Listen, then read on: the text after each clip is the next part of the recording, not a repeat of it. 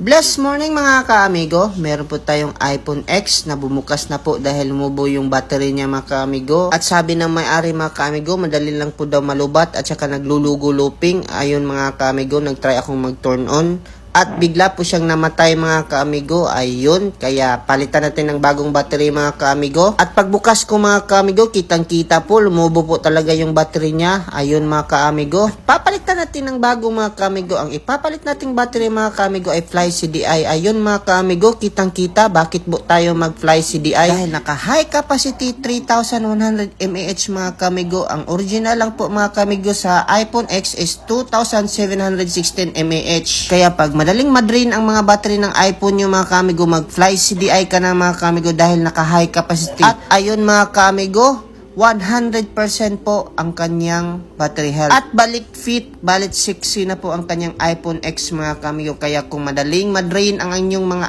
iPhone mga kamigo, mag-high capacity battery ka na mga kamigo. Tested po ang Fly CDI mga kamigo.